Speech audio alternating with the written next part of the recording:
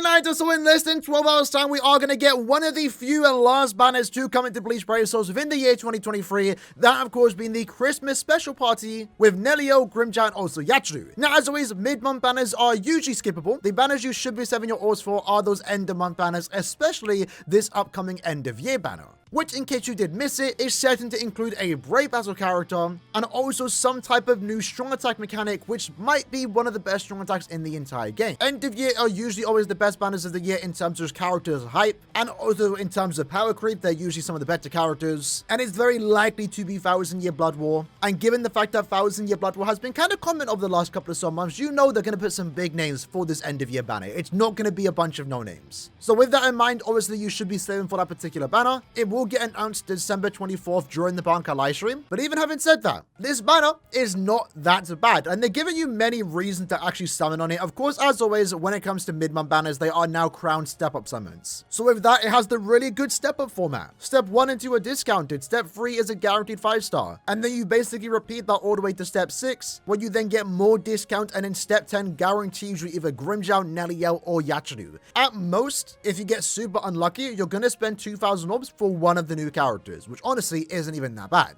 And of course, before even talking about what the characters do offer, there are also bonus characters in this upcoming end of year event, where if you own the characters, not only are you increasing the appearance rate of an extra stage by 50%, in the case of Yachiru and also Grimjaw, you're also getting guaranteed value with the drops they do actually increase. These events are usually some of the best events in the entire game, especially if you have the bonus characters, and the only free 50% bonus characters are the free new characters. So if you pour them on the discounts, you're going to get their values worth within the next 3 weeks from just this event alone. But let's have a look at the 3 new characters, shall we? And first up, we have the new Christmas version of Nelio. Now, in my opinion, right from the get-go, I think she's a really good character. She is first and foremost designed for the Captain Killer Guild Quest, the range one in particular, but she can be technically used in multiple different weeks of Guild Quests, and even then could also be really good outside of Guild Quests, and maybe even have some crossover in any upcoming Limit Breaker quests. And the reason for that is because she herself is a ranged normal attack damage character with Flurry +1 and also a 50% bruiser. That in of itself is fine, especially considering the fact that she does have a boost SA2 with the barrier effect, and she also does have the following skills: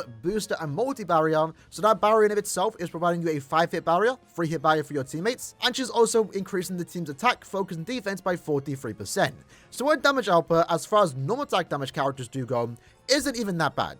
But of course, it does get better because she does have the gauge effects, and when you activate the gauge, and keep in mind you start the quest with 70% of the gauge full, you then get an additional Flurry +1. So of course, when the gauge effect is active, you're doing a lot of damage, and you have Gauge Rampage to potentially fill that gauge up faster. So of course, with these skills, with the way the character was designed, she's going to be really good in Guild Quest content, and she mainly wants to be used in the range Captain Killer Guild Quest. She's going to be the best booster for that particular week. Her, Bambietta, and also Aaroniero are going to be an unstoppable team. And one thing I do like about this character too is that she was given complete stats immunity, so if you wanted to technically use in any other Guild Quest week, you can, without worrying about her potentially dying. It doesn't share it, so it's not as good as Mate Orihime, but she's still a good team booster that is capable of doing some really good amounts of damage, and again has a lot of crossover outside of Guild Quest in Epic Raids, Limit Breaker, and even just normal PvE content. Overall, in my opinion, a very solid character, and definitely meta in the Ranger Captain Killer Guild Quest. Our second character is Grimjaw, a melee Quincy killer with a unique soul trait being strong attack damage plus 35%. That's really high. As for a character, in terms of damage output and usability, he's actually got quite a lot going for him. With Frenzy +1, the 35% Berserker from his soul trait, and an increased chance to inflict stat ailment, and keep in mind he has Drain on every single attack. Once you inflict a stat ailment, you will then get an 80% stat boost to your Spiritual Pressure stat. That in of itself is already quite respectable, especially given the fact that when you do inflict a stat ailment, you're not only doing 40% more damage to drained enemies, you're also doing 40% more damage to any enemy that you inflict with a status ailment. So 80%, but 40% of that can share to your team if you are a Mind Attribute Aranka. Now, the damage output might not seem super crazy high, but consider the fact he is a Link Slot farmer, a +10 heart Link Slot farmer, it's actually quite respectable, especially for a mid-month character. So ideally, you want to use this character in Inheritance Zone, and also, of course, Epic Raids. And in that particular quest, he's going to be good. He's going to be constantly inflicting drain, keeping himself at full stamina. He has a good strong attack hit, a good damage output for what he wants to be used in, and he's guaranteeing you 10 heart Link Slot potions.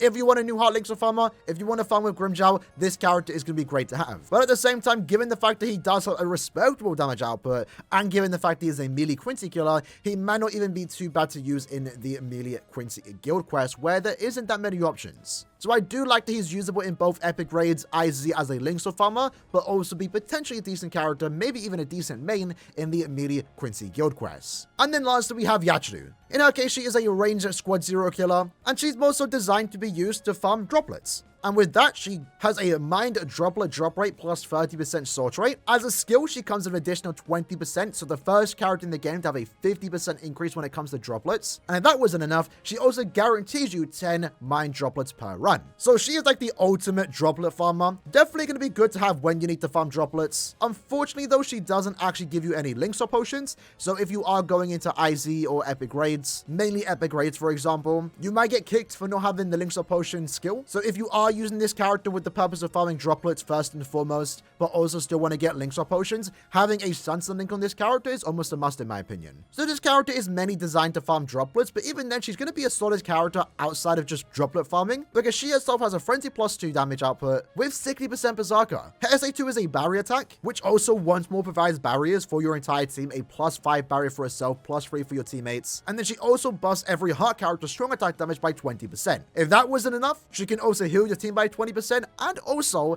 is the second heart character in the game, the first being Kilgay, to have heart attribute strong attack recharge 20% for your entire team. So she might unironically be also a good character in Limit Breaker.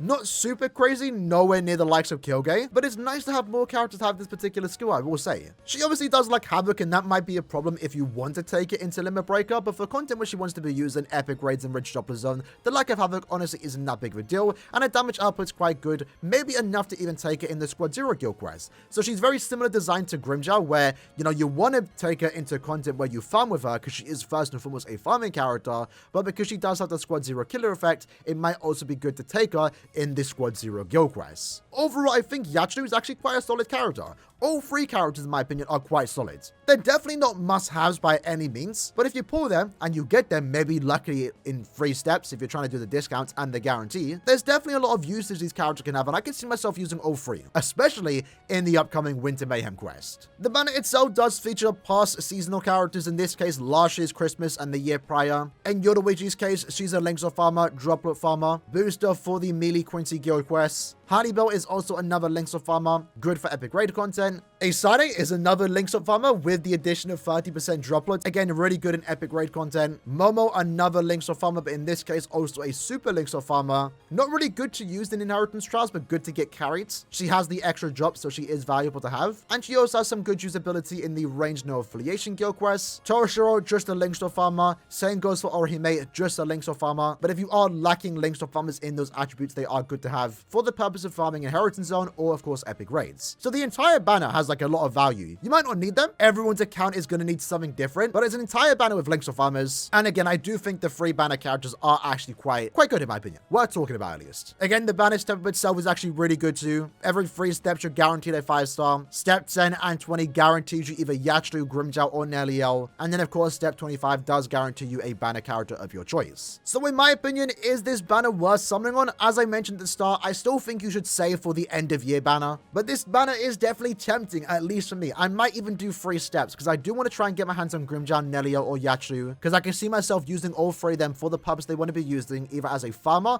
or for guild quest content, and at the same time they are bonus characters in the upcoming Minter Mayhem quest. I might only do 3 steps because I have plenty of orbs to spare. I know I'm going to have enough orbs to summon on both post selection and the end of year, despite me doing a few steps on this banner. If I was low on orbs though, this would definitely be an easy skip, and I would save my orbs for those other banners, again end of year and also post selection. But keep in mind too, this banner is here till the end of the year. This banner will be out while the end of month banner gets fully revealed. Of course, it's getting shown earlier. The characters more so on the 24th. Post selection would also be out by then. And at the same time, the co-op quest, Winter Mayhem, is also going to be here till the 8th of January. So no rush to summon on these characters. I think they're good and they're worth summoning for, but whether you need to summon for them or want them ultimately comes down to you. If you get them, hopefully you have enough orbs for end of year, because that's going to be a really good banner too. But if you get them, you can definitely put them to use in either guild quest content, epic raids, IZ, Enriched Droplet Zone, and of course also the Winter Mayhem co-op quest, which is releasing tomorrow morning. With that said though, hope you liked and enjoyed the video. Let me know how you plan to summon on this banner, if you plan to do any steps. In my case, I plan to do 3, but I'll see you guys next time. Take care and peace.